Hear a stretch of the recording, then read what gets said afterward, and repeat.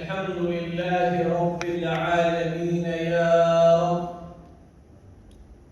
اللهم اجعل أول هذا النهار صلاحا وأوسطه فلاحا وآخره نجاحا. اللهم بلغنا مما يرضيك أعمالنا. وأشهد أن لا إله إلا الله ولي الصالحين، وأشهد أن محمدا عبده وحبيبه ورسوله.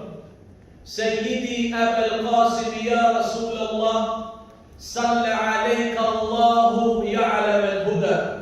وأشهد أنك بلغت الرسالة وأديت الأمانة ونصحت الأمة وكشفت الغمة وجاهدت لله حق جهاده. عباد الله، يقول الله تبارك وتعالى في محكم تنزيله: يا أيها الذين آمنوا اتقوا الله حق تقاته ولا تموتن إلا وأنتم مسلمون. يا أيها الناس اتقوا ربكم الذي خلقكم من نفس واحدة وخلق منها زوجها وبث منهما رجالا كثيرا ونساء، واتقوا الله الذي تساءلون به والأرحام إن الله كان عليكم رقيبا.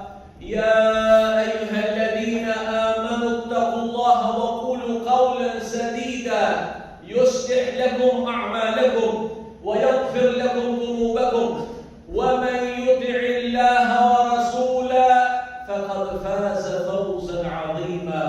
أما بعد، فإن أصدق الحديث كتاب الله، وخير الهدي هدي محمد صلى الله عليه وسلم، وشر الأمور محدثاتها، وكل محدثة بدعة، وكل بدعة ضلالة، وكل ضلالة في النار.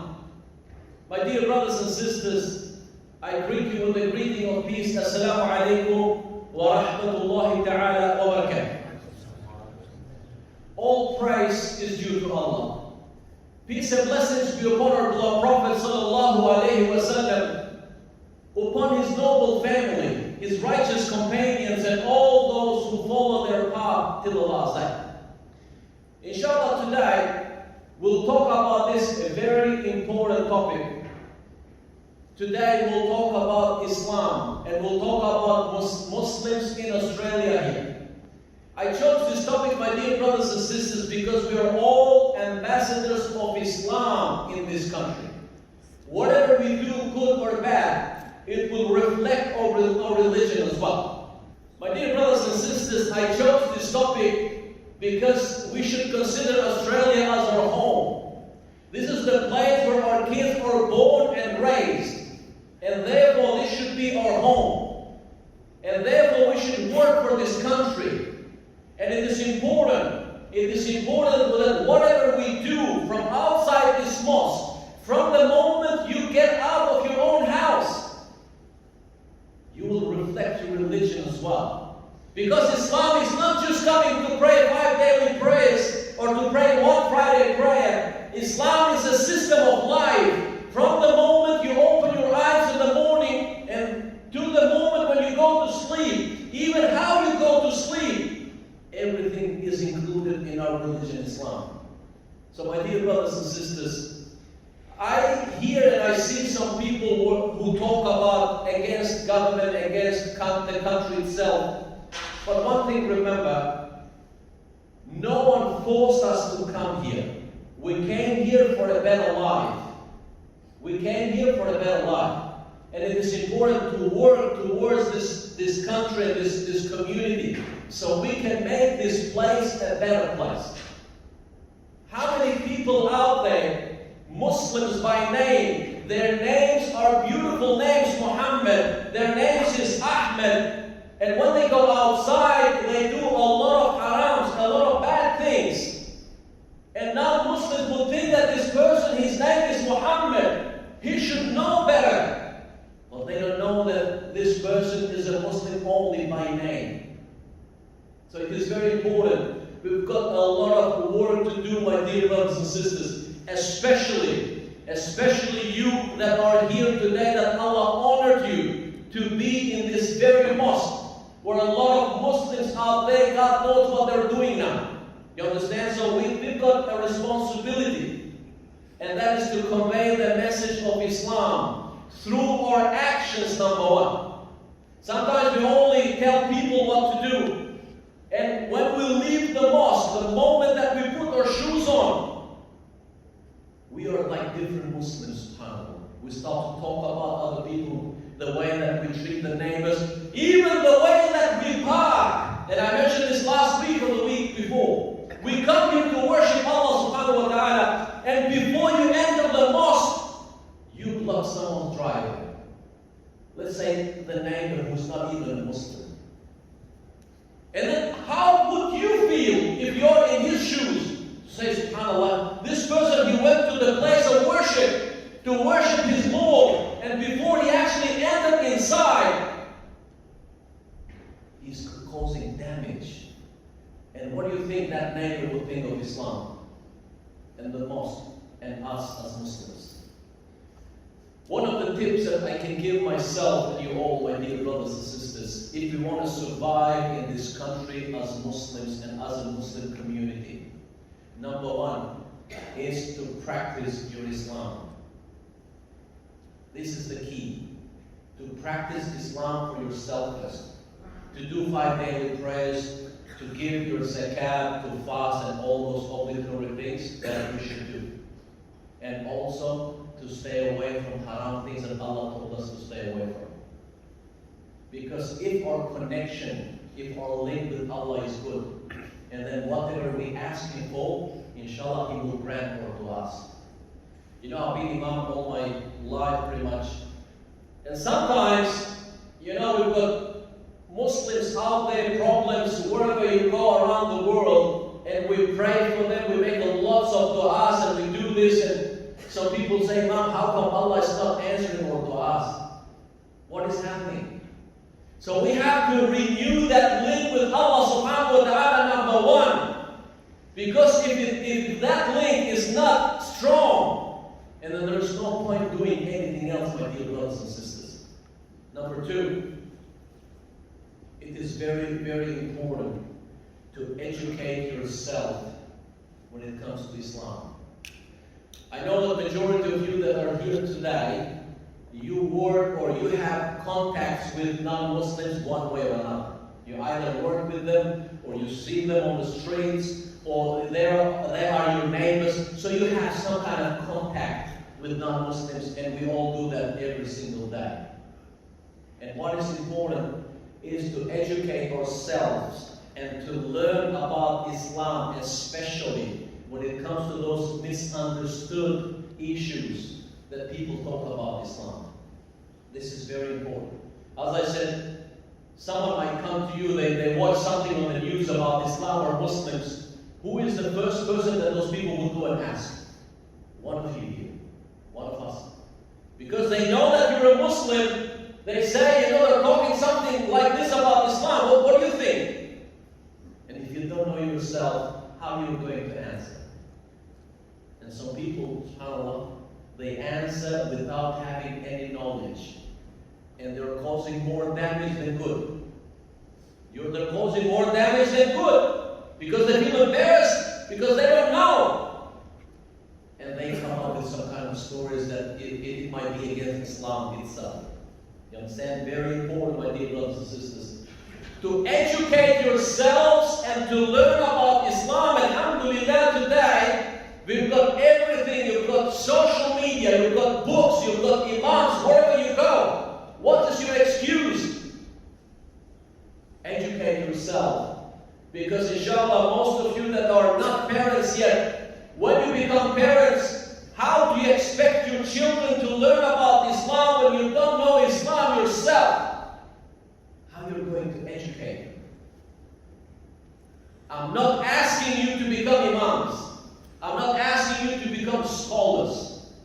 I'm not asking you to go to some deep issues of al-qadr or to read some deep tafsirs or books of fiqh. I'm asking you to learn the basics of Islam. Basics. And this is very important. The third one, which is one of the important keys, for Muslims that live in a Western society is always to smile. You know, when you see your neighbor, you don't greet that neighbor. Don't act like because he's a non-Muslim or because God knows what. And sometimes we see Muslims, they don't know how to smile, knowing that this is sadaqah in Islam. Sadaqah. So if you're not willing to give money, at least give some sadaqah by smiling. And imagine when you smile at someone's face, especially for those who are non-Muslims, and even Muslims who don't know Islam. At least you're breaking those barriers. And it's easier for them to approach you and to ask you something about Islam. Be friends with your neighbors. And I want to ask this question myself, number one, and ask all of you that are here today. What is your relationship with your neighbors? Have you ever gone to one of your neighbors and knock on their door and say, I am your neighbor, my name is Muhammad, I am a Muslim. You know, just in case if you need anything, I'm always here for you. Have you done that? Have I done that? And you know how Islam talks about treating neighbors. And if you sleep full stomach, knowing that your neighbor has nothing to eat, alhamdulillah, we don't have to worry about that here in Australia. But at least just go and present yourself. Or when we have Eid Bayram, you know, Eid festivals, or when it's Ramadan, knock on their door. If you have cooked something for your family, add some more water, some more meat or rice or whatever you eat, and get a plate and send it to your neighbor. This is the way how we do da'wah. This is the way how we present Islam to others, my dear brothers and sisters. And it costs us nothing. And imagine this. If you're a Muslim neighbor to someone and you're causing them harm, you're not doing good at all, but on top of that, you throw things on top of the fence, you damage the fence, or there are a lot of things. Imagine. You know this hadith of the Prophet ﷺ, when people came to ask him about this lady that was praying, was fasting. In terms of her with Allah, mashallah, very good. But one thing she had it bad was always disturbing the neighbors. What Prophet ﷺ said about her?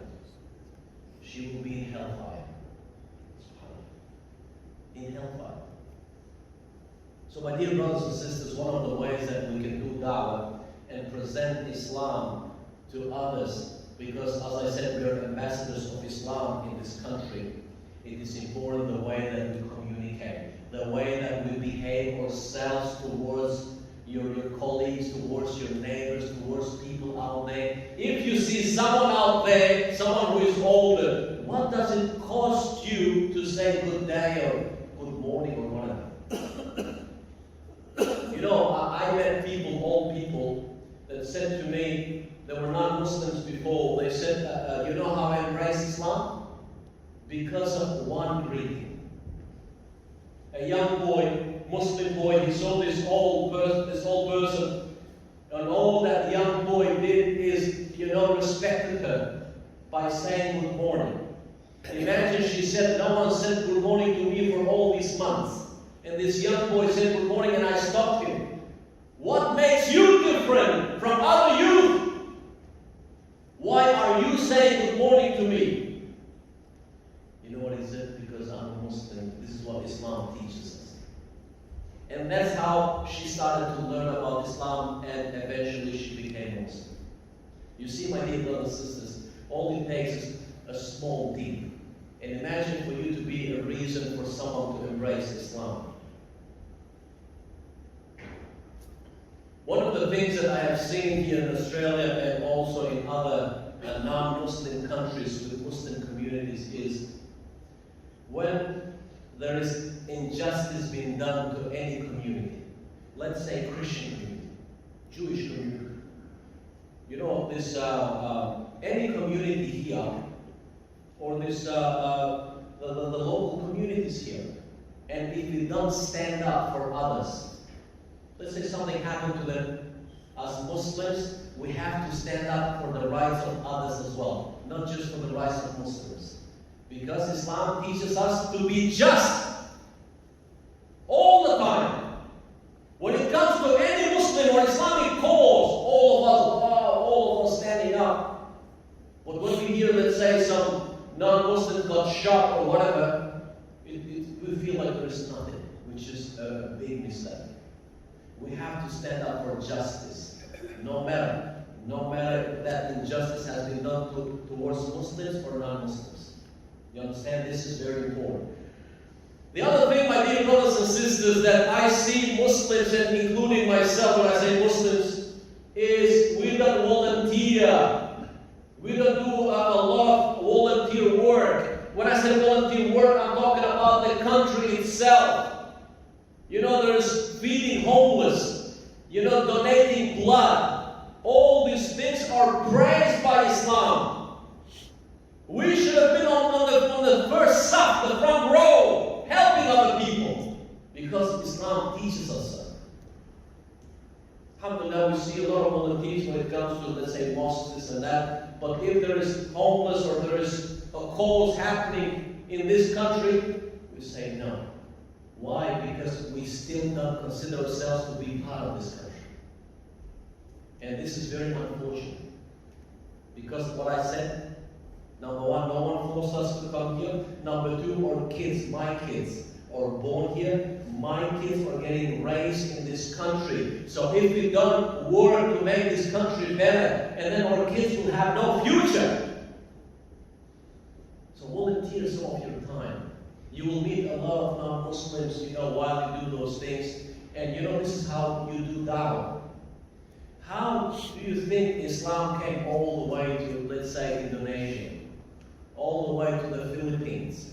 All the way to Malaysia, Brunei, and all around the world? Do you think by sword? No. You know those traders, even in the Balkans where I come from, there is a place called Montenegro, former Yugoslavia.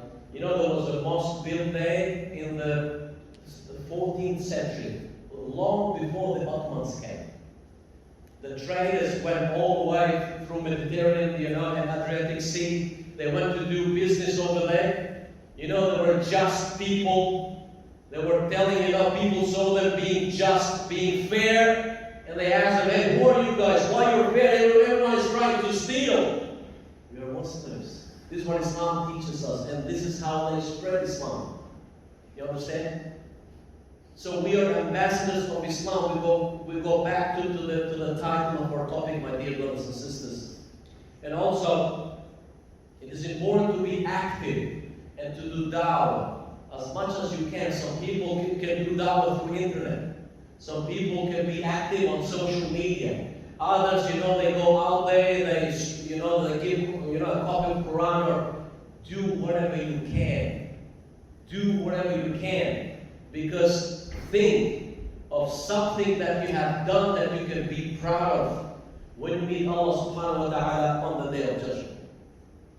And also, be a human being. And as I said earlier, if you see an old lady carrying, you know, heavy bags, or an old man, you know, cannot even walk properly, be that person to go and help that person, you know, that old man.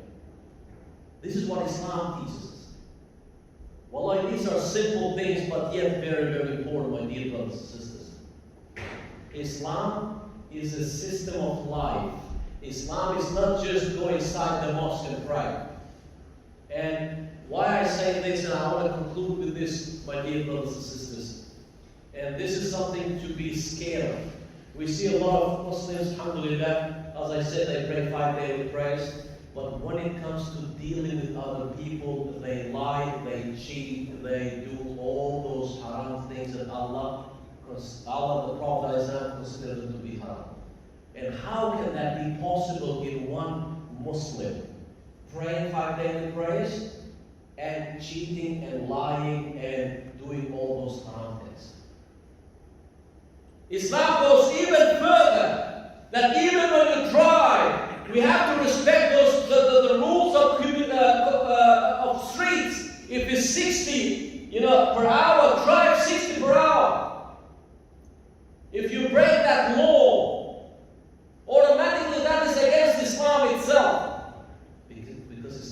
teaches us to be good citizens, to respect the law of the land.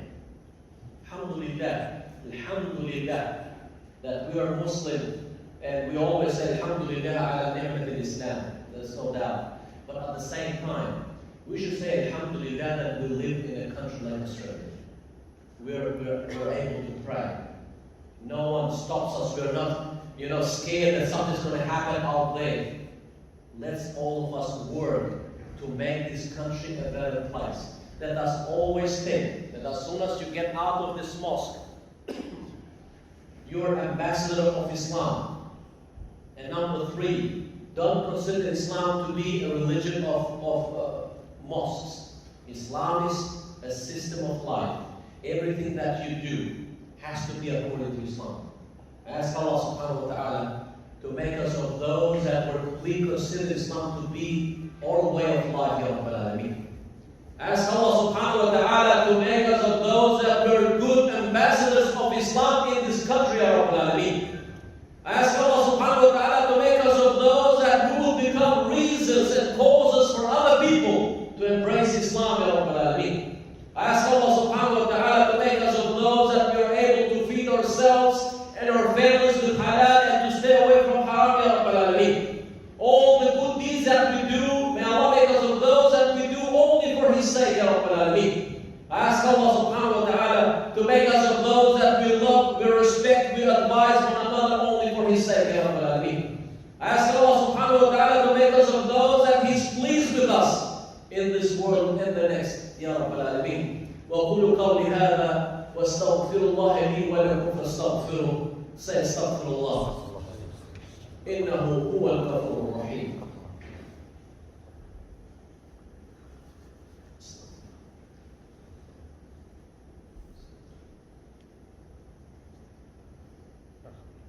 الحمد لله رب العالمين والصلاة والسلام على نبينا محمد وعلى آله وصحبه أجمعين.